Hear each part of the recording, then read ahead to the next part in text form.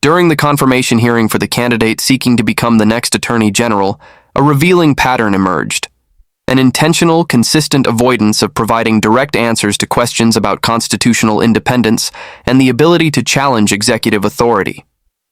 The hearing was tense, layered with expectations that the nominee would affirm a strong commitment to the rule of law and the impartial administration of justice. Instead, what unfolded was a demonstration of deflection, where even the most straightforward inquiries were met with vague platitudes or carefully rehearsed legal generalities. One of the most telling moments occurred when a senator asked whether she would be willing to acknowledge the results of a presidential election if presented with clear, lawful evidence of defeat. Rather than offering a simple affirmation of trust in democratic outcomes and the integrity of the electoral process, she replied that she would never play politics. This phrase, repeated more than once, became a sort of shield, used not to clarify a stance, but to dodge the obligation of making one. In that exchange, what was at stake was not mere political maneuvering, but a foundational test. Would the person potentially in charge of the Justice Department be able to say no when the law demanded it, regardless of who held the highest office in the land? The answer was anything but reassuring. Despite multiple follow-ups, the nominee appeared more concerned with preserving flexibility than signaling allegiance to constitutional principles. Rather than committing to uphold a fair and honest assessment of electoral outcomes, she appeared to leave the door open to interpretation, a dangerous ambiguity when applied to the role of the nation's top law enforcement officer. Moreover, the senator's line of questioning wasn't abstract. It was grounded in the very real context of recent history, where the refusal of top officials to validate an obvious election result had led to national turmoil. Against that backdrop, the stakes were clear.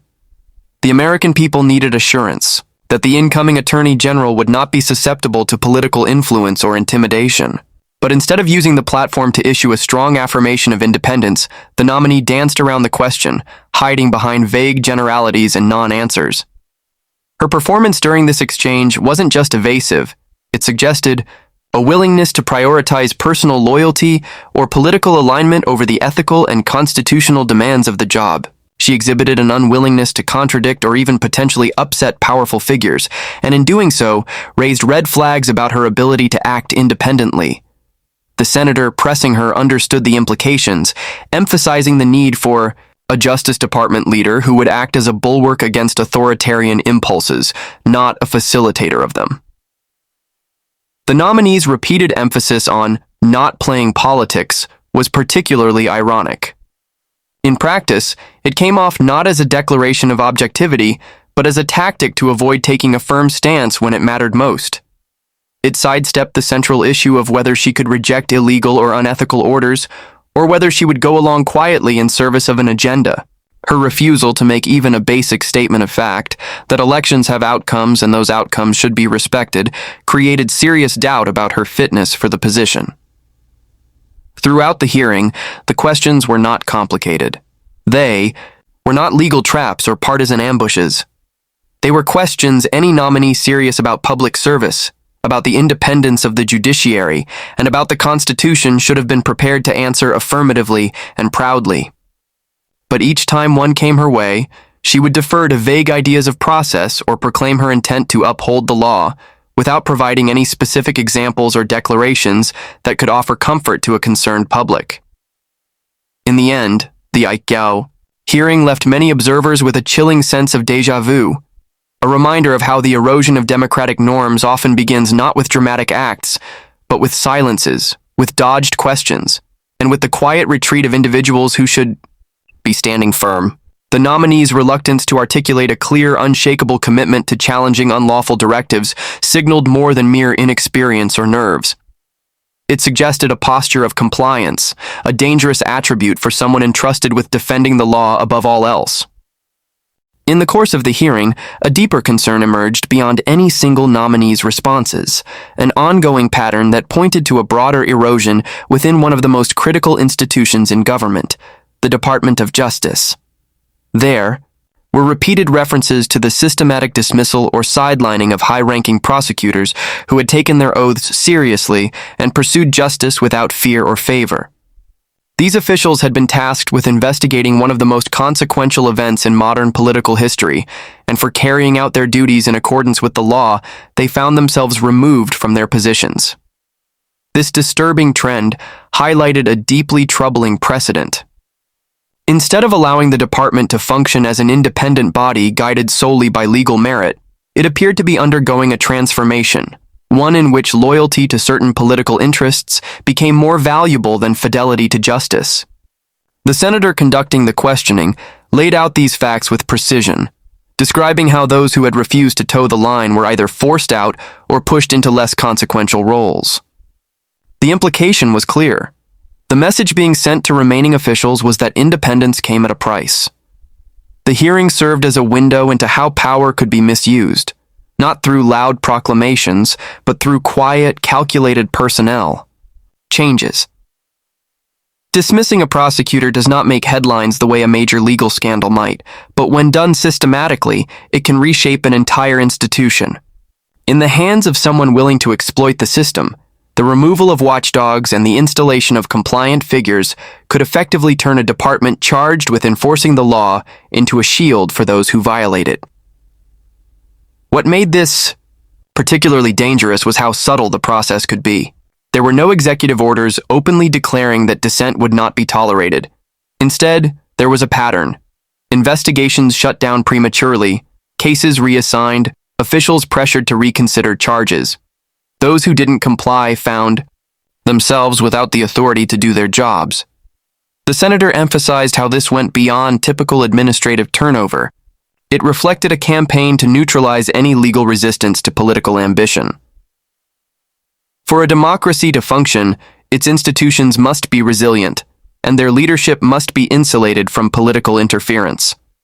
The Department of Justice, more than any other, relies on that principle. Its prosecutors must feel secure in pursuing cases based on evidence and law, not political calculations. But during the hearing, it became apparent that this principle was under threat. The nominee's silence on the firings, combined with her unwillingness to commit to reinstating these officials or defending their actions, only reinforced fears that this erosion would continue under her watch. Moreover, the chilling effect on those who remained within the department could not be ignored. When prosecutors see their colleagues punished for doing the right thing, it sends a signal: play along or risk your career. Such an environment breeds compliance, not courage. It encourages officials to second-guess themselves, to weigh political consequences before legal ones. In a setting where the law should be paramount, this shift represents a fundamental danger.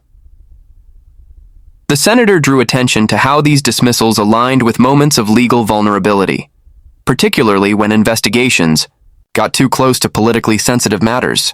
The pattern suggested that it wasn't incompetence or inefficiency that led to these firings, but rather a determination to prevent certain truths from emerging.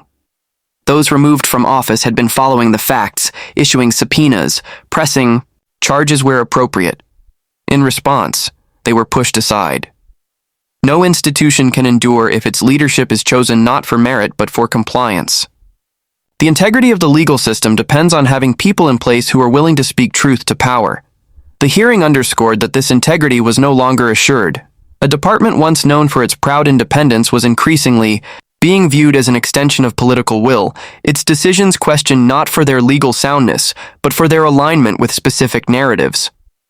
This degradation doesn't happen all at once. It's built case by case, dismissal by dismissal, silence by silence. The nominee's failure to denounce these actions or pledge to reverse the trend served not just as an omission, but as an endorsement of a new status quo. In this environment, justice becomes selective, and the public's faith in its fairness begins to erode. It's not just about who sits in the Attorney General's chair, it's about whether the office still stands for equal justice under law.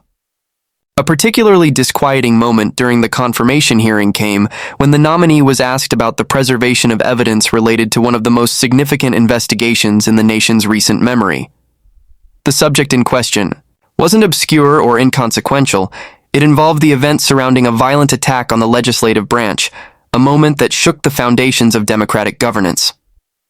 The expectation was that any serious contender for the role of Attorney General would respond to such a question with clarity, firmness, and a resolute commitment to upholding the law and protecting the integrity of ongoing investigations. But that was not what happened. Instead, the responses were laced with caution, with a reluctance to provide direct assurances. The nominee did not commit in clear terms to preserving all evidence related to the investigation. She avoided definitive language, sidestepped the intent of the question, and offered no concrete promises. It wasn't simply a matter of poor communication, it was a refusal to engage with the implications of the question at hand. That kind of non-committal posture raised serious concerns about the direction in which the Justice Department might move under her leadership. What was being asked was simple. Would she, as Attorney General, protect the physical, digital, and testimonial evidence collected by the investigators looking into the attack? Would she ensure that records were not tampered with, destroyed, or buried beneath bureaucratic maneuvers? This should have been an easy yes, a statement of fundamental legal obligation. Yet the nominee chose instead to speak in generalities, about following the law and ensuring justice, without ever acknowledging the real and present danger of critical evidence being lost or intentionally compromised. The hesitation was deeply unsettling because it suggested more than uncertainty. It hinted at the possibility that the preservation of evidence might be negotiable under her watch. That kind of flexibility, when applied to something as consequential as a national security breach and assault on democratic processes, could have far-reaching consequences. Evidence isn't just paperwork or data, it's the bedrock upon which accountability is built. If it disappears, so too does the chance to hold individuals responsible for their actions. There is precedent for concern. History has shown that when legal systems are pressured, when individuals in power seek to shield themselves or their allies, one of the first things to vanish is documentation. Testimonies go missing, digital records get deleted, physical files are misplaced. That is why oversight matters. That is why the Office of Attorney General must be led by someone who sees themselves not as a gatekeeper for any administration, but as a guardian of justice. The nominee's unwillingness to declare her intent to safeguard the full scope of January 6th evidence placed her far from that role. The senator who questioned her recognized the high stakes and did not let the "I" matter rest. He pressed again, seeking a simple acknowledgement that the public's right to truth would be protected. Still, the nominee refused to give a solid answer. Her language remained evasive, and her tone suggested discomfort, not with the complexity of the issue, but with the implications of giving a clear answer. That discomfort, in itself, was telling. It revealed a possible inclination to leave the door open to actions that could hinder transparency and obstruct justice. Equally concerning was what the nominee's response, or lack thereof, could signal to those within the department. Prosecutors, investigators, and legal analysts look to the Attorney General for direction. They interpret silence, just as they interpret statements. If the person at the top will not say aloud that evidence must be preserved, that it must be protected regardless of political consequence, then the people further down the chain may feel that protecting that evidence is no longer a priority. That silence becomes institutionalized, it becomes policy. At a time when public trust in institutions is fragile, the failure to explicitly promise the preservation of such vital material casts a long shadow. It invites speculation, and worse, it opens the door for manipulation. If the nominee cannot pledge to preserve evidence, then what guarantee is there that the pursuit of truth will not be derailed behind closed doors? That simple failure to speak with certainty was not just a red flag, it was a warning flare for all who still believe in accountability, and the confirmation hearing offered a revealing look into the demeanor and disposition of the nominee, especially when placed under direct scrutiny. What stood out most prominently was a pervasive sense of hesitation, an inability or unwillingness to clearly assert a position that might be seen as contradicting political power. The senator leading the questioning noted this, describing the nominee as appearing terrified to contradict the individual who nominated her. This observation was not made lightly. It was grounded in a series of exchanges where even the most basic questions, ones that called for simple affirmations of democratic principles, were met with evasiveness, discomfort, and calculated vagueness. Throughout the hearing, it became increasingly clear that the nominee was not just avoiding difficult questions, she was avoiding the implication of independence. When asked whether she could uphold the law even if it meant confronting the person who had placed her in the position, she dodged. When invited to say whether she would take action if constitutional norms were threatened by executive overreach, she declined to provide a direct answer. In place of conviction, there was ambiguity. In place of courage, there was equivocation. This behavior wasn't about nerves or unfamiliarity with legal procedure. The nominee is an experienced legal professional with years in public service. She understood the weight of each question, and yet still chose to speak in circles, to fall back on rehearsed language about respecting the process and working within the bounds of the law. Not once did she give an unequivocal statement that she would stand firm against unlawful directives, even if doing so put her at odds with those in positions of power. The senator's description of her being terrified was rooted in this reluctance. It was the visible discomfort, the narrowing of eyes, the slight tremble in responses that indicated not merely an effort to be diplomatic, but a fear of retribution. And that fear, whether political, personal, or professional, raises a critical concern. The top law enforcement official in the country cannot afford to be fearful of power. The job requires backbone, the willingness to speak truth regardless of consequence, and above all, the readiness to uphold the law even if it means standing alone. This was not just a momentary lapse in candor, it was a pattern. Each opportunity to demonstrate resolve was met with deflection. It was as if the nominee believed that merely avoiding controversy was enough to satisfy the responsibilities of the role. But public service, especially in the justice system, is not about avoiding discomfort. It is about confronting it. The legal system functions because it is enforced by individuals who are willing to say no when others say yes, and who are prepared to hold firm when the tide of political pressure tries to wash away the line between right and wrong. That line was tested repeatedly during the hearing.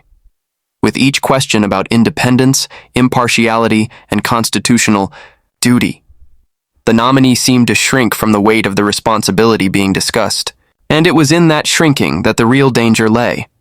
For if the person expected to lead the Department of Justice is unwilling to assert their independence during a public hearing under the watchful eye of the Senate, what confidence can the public have that they would do so behind closed doors?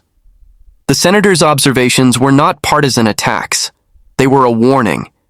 A warning that placing someone in a position of extraordinary authority who lacks the courage to wield it justly may be even more dangerous than appointing someone overtly hostile to the law. Fear doesn't have to be loud to be destructive. In fact, fear expressed through silence, through a refusal to challenge abuse, through passive compliance, can do just as much harm. It enables wrongdoing by removing the last safeguard against it.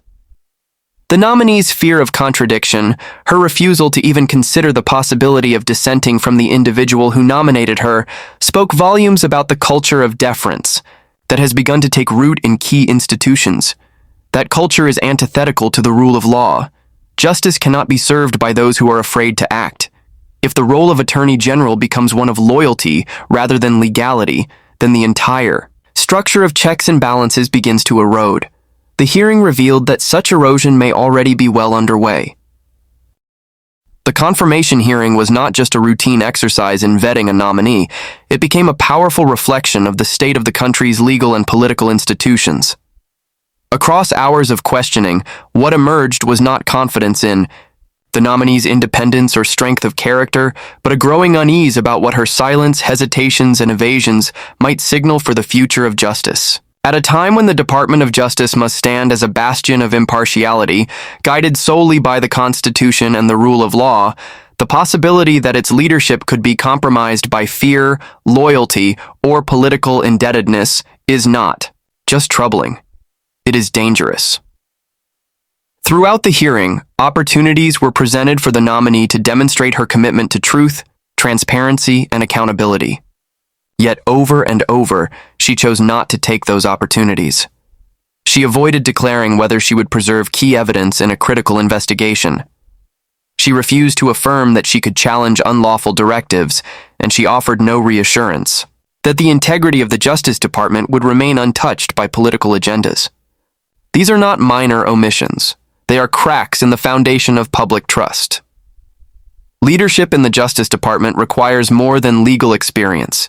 It demands moral clarity.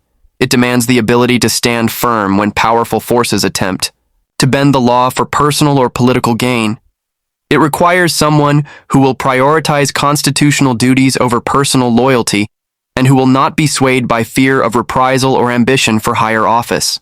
The nominee's performance raised significant doubts as to whether she is that kind of leader. The senator's concerns, echoed by many watching, weren't rooted in partisanship, but in principle.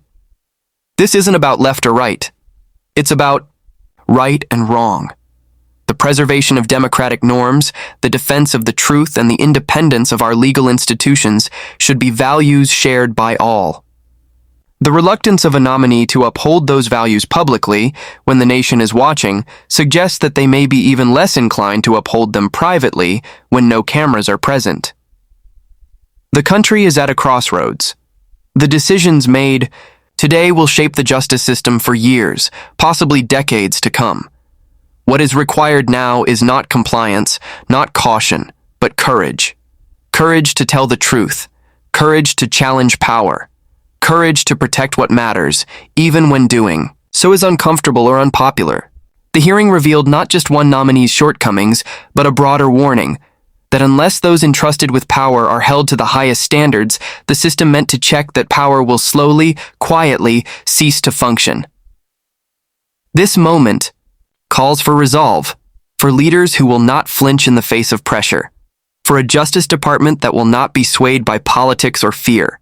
The public deserves nothing less. And history will remember whether those in power chose accountability